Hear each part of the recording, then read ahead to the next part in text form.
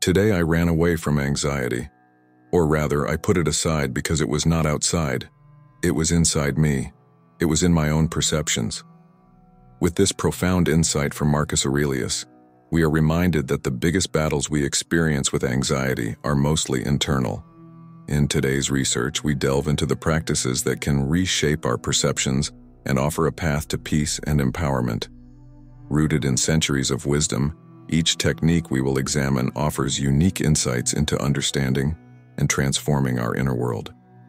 In uncovering these time-tested methods, we aim to guide you on your journey to find peace and stability in the midst of life's chaos and unpredictability. Join me on this illuminating exploration as you learn to harness the power of technique. Number 1. Name your monster. Imagine sitting at your desk, staring at a screen full of unread emails, your heart pounding, your mind drifting into a vortex of what-ifs and worst-case scenarios. This overwhelming emotion, this shadow lurking in the corners of your mind, we are your monster. So what exactly is this monster? The fear of not meeting a deadline? Is it the fear of facing criticism? Or is it the anxiety of juggling work and personal life? The first step to defeating this monster is to name it. Take Berkey, for example, a manager at a technology company. Every time the delivery of the project approached, Tari felt a constant gnawing anxiety about Perla. His stress level rose rapidly, but when he sat down and voiced his fear that his team would fail and that it would reflect badly on his leadership, he could address this head-on. He began having open conversations with his team about the challenges and progress they were facing, eased his anxiety, and fostered a culture of trust and transparency. He stripped his fears to their bones. When naming names, he saw them for what they really were, and by doing so, it took away their power. When you name your monster, you transform it from an indescribable shadow into something tangible. We will face it. Something tangible you can understand and eventually conquer. So the next time you feel anxious, stop for a moment and ask yourself the exact question: why am I afraid? Your fear, your anxiety. Name your monster. If necessary, write it down. By doing this, you are taking the first step towards regaining control and finding your way to peace and clarity. Remember, when you call the beast by its name, it is not so scary. It's about embracing the here and now rather than falling into the trap of thinking about it. Consider the story of Laura, a dedicated entrepreneur whose days were filled with meetings, planning sessions, and endless decision-making. Despite her success, she felt constantly dissatisfied. She was always focused on the next big goal, the next milestone. The future-focused mindset left her feeling exhausted and disconnected from the joys of daily life. She then came across the words of Marcus Aurelius: "Don't let your thoughts about the whole flow of life overwhelm you. Don't fill your mind with all the bad things that could still happen. Focus on the present." This insight was transformative for Laura. He realized that his relentless pursuit of direction was depriving him of the joy he found in the present. He began to practice mindfulness, taking time each day to enjoy the little moments, the satisfaction of a well-executed project, laughter shared with his team, quiet evenings spent reading. This shift in perspective, a newfound contentment and gratitude for the present. This was in stark contrast to his previous preoccupation with future worries and past regrets.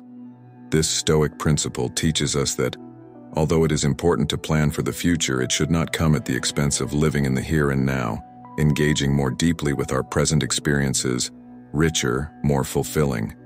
We develop a life. It's about finding balance, preparing for the future, learning from the past, but always ensuring ourselves in the present moment. Technique impression number 3. This technique involves a deeper introspection and rational analysis of our automatic thoughts and reactions. Stoicism. At its core, our emotional responses are not directly driven by events, but by our interpretations of those events. Imagine being faced with a situation that immediately triggers a negative emotion such as frustration or anger. When triggered by my natural tendency is usually to react impulsively, influenced by these initial emotions. But Stoicism invites us to stop and examine these first impressions. It's about asking ourselves critical questions. Is my reaction based on an objective assessment of the situation? Do I perhaps view things through a distorted lens influenced by past experiences, biases, or unfounded fears? By engaging in this process of introspection, we often find that our first impressions are exaggeratedly distorted or even completely unfounded. For example, consider a scenario where you receive constructive criticism from a colleague. Your immediate reaction is to feel resentful or defensive. But upon reflection, you may realize that your coworker's feedback is not a personal attack, but an opportunity for growth and development. This Stoic practice is not just about challenging negative impressions, but also involves realistic evaluation of positive impressions, helping us avoid being overly optimistic or naive about situations. It teaches us to maintain a good perspective by constantly examining and testing our impressions, leading to more rational decisions and actions by developing a less reactive and more thoughtful mindset. Moreover, this practice has far-reaching effects on our mental health and relationships as we learn to separate our sense of well-being from external events and opinions. Promotes emotional resilience. It also promotes healthier interactions with others as we are less prone to misinterpretations and misunderstandings. In fact, putting your impressions to the test is about building a strong foundation for self-awareness and rational thinking. It is also a powerful tool for dealing with life's complexities and provides clarity to situations and allows us to respond with equanimity. This Stoic practice transforms not only the way we view the world, but also the way we interact with it, leading to a more fulfilling and balanced life. Consider your fours technical desires. This is an important Stoic technique in which we delve into the art of distinguishing between our desires. In essence, it teaches the importance of focusing on what is under our control. This principle has the potential to transform our approach to ambitions and desires when applied to our daily lives, leading to greater contentment and less anxiety. Imagine the countless scenarios in which our peace of mind is shaken by unmet desires or ambitions. These range from career goals and social recognition to personal relationships and material possessions. Stoicism does not preclude more.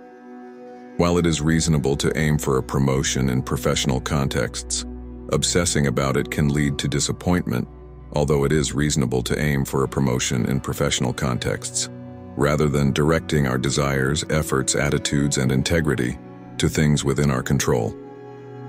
This principle also deeply affects our personal relationships. We often want perfect harmony and understanding from others, but Stoicism reminds us that we cannot control the actions or emotions of others. It advises us to focus on our behavior with understanding and patience. This nourishes healthier and more real relationships. We regularly renew our desires. Evaluating and aligning them with our sphere of control not only alleviates anxiety, but also fosters a sense of empowerment. This Stoic practice paves the way for a balanced life where happiness and peace come from inner resilience and wisdom rather than external circumstances. Technique number 5. Do less Stoic, do less. The principle is a profound lesson in the power of simplicity and intentionality in our actions. It is a reminder that in a world that often equates busyness with activity, true productivity and fulfillment lies in focusing on what really matters. This concept is beautifully summarized in a quote from the Stoic philosopher Seneca. Democritus tells us that peace is public. Seneca's wisdom is a call to reevaluate our priorities and commitments. It encourages us to focus on fewer tasks, but to carry them out with greater care and attention in real life. Adopting this Stoic lesson might mean adjusting our schedules. It's about learning to say no to things that do not align with our core values or don't contribute to our goals. For example, in a professional setting, it might mean focusing on important projects that create value rather than allocating that energy to lots of unproductive meetings and secondary tasks. Quality over quantity, depth over breadth. Applying this principle in personal life is about simplifying routines or commitments. Self-care may include spending more time on reflection and activities that truly bring joy.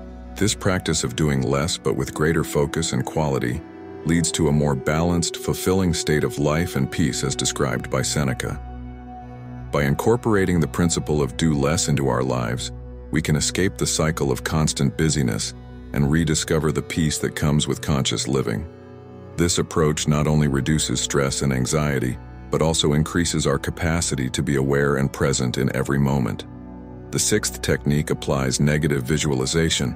It offers a transformative approach. It involves thinking about potential negative outcomes, not as a form of pessimism, but as a strategy for increasing gratitude and resilience. Seneca's guidance on this issue is unexpected. Its effect and unexpectedness are more destructive. It increases the severity of the disaster. This is one reason why nothing surprises us. It serves as the main idea of this application. Negative visualization can have profound applications in daily life. When we imagine the loss of something we value, such as our job, our health, our relationship, it also makes us appreciate these blessings more. This preparedness is not about expecting the worst, but about being equipped to deal with life's uncertainties with a balanced mind. For example, in personal relationships, imagining a life without a loved one can lead to a deeper appreciation of that person and the time spent together. Can open visualize the potential failure of a project at work to reduce risks and value success in a timely manner. It can encourage proactive action. Negative visualization also extends to our personal development. By reflecting on difficulties or obstacles, we can develop resilience and adaptability. This Stoic practice helps create a mindset that is not easily shaken by external circumstances. It helps encourage a prepared life, where surprises are fewer and life ebbs and flows are handled with composure. Therefore, negative visualization is a powerful Stoic tool. It's about embracing the unpredictability of life, preparing for a variety of possibilities, and cultivating a deep sense of gratitude for the present moment. This approach is more balanced, flexible, and satisfying. It leads to a life experience technique number 7, in the context of treating anxiety through the forehead, a still moment. By expanding the forehead, we find a deep invitation to embrace peace in its purest form, which is technique number 7.